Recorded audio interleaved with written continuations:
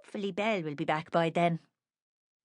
The words were barely out of Agnes's mouth when a soft voice could be heard singing, "Happy birthday to you, happy birthday to you, happy birthday, dear Lucille."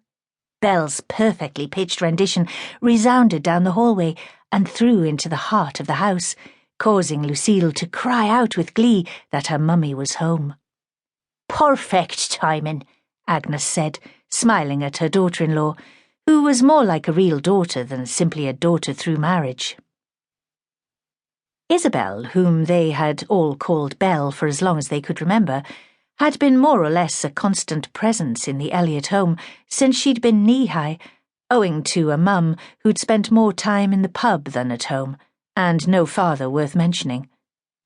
Belle and Agnes's son, Teddy, had only ever had eyes for each other, even as children, so it had been no surprise when they declared their intention to marry each other when they were just 16.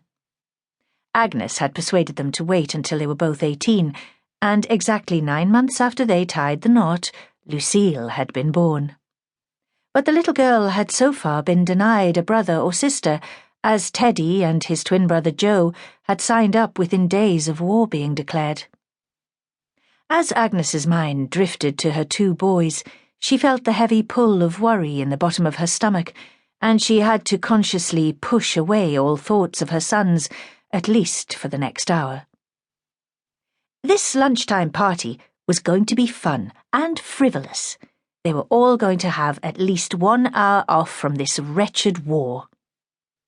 "I was just telling Lucille that Mr. Hitler is not going to stop our favourite little girl having the best second birthday party ever," Agnes told Polly and Belle as she pulled open the drawer of her kitchen dresser to retrieve the cutlery. The 2 women both looked at Lucille and, like a comedy duo act, dramatically rolled their eyes to the ceiling, making the birthday girl chuckle. "I saw that," Agnes said in mock anger, without looking round. "I have eyes in the back of me head, as you both know." "Ma, it's like you're waging your own personal war against the Nazis in this very kitchen," Polly laughed, although she and Belle both secretly admired Agnes's stubborn determination to win at least a culinary war against the Germans. It never ceased to amaze them that, by hook or by crook, Agnes always managed to put food, and tasty food at that, on the table in spite of rationing. "Oh, Agnes, this looks lovely." Belle stared at the mountain of ham sandwiches and the plate of oatmeal biscuits on the table. Her mother-in-law had even managed to get hold of an orange, which she had carefully peeled and cut into segments for them all to share. "Now, let me just take a quick peek at that cake to see if it's rising."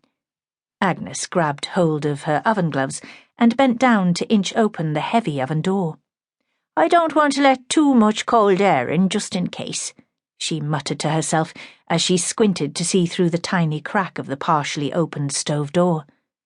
But at that exact moment, the mournful wail of the air raid siren suddenly started up, sounding out across the town and infiltrating the Elliot household and their joyful little party.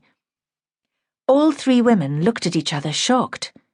This was the middle of the day. Hitler's Luftwaffe had only ever visited their town at night. So far, every single air raid warning had been during darkness. Indeed, it had only been these past few weeks that the physical reality of Hitler's malevolence had shown itself to the town. The first bombs had been dropped 8 weeks before, killing 2 horses and obliterating a barn in the nearby fishing village of Whitburn. The second attack had damaged the town's railway bridge and one of the shipyards, and the third had left a deep crater in the town's east end, just a few streets away from the Elliots' home. So far, there had not been any human casualties. "No, not today of all days." Agnes flung open the oven door and pulled out her half-baked cake.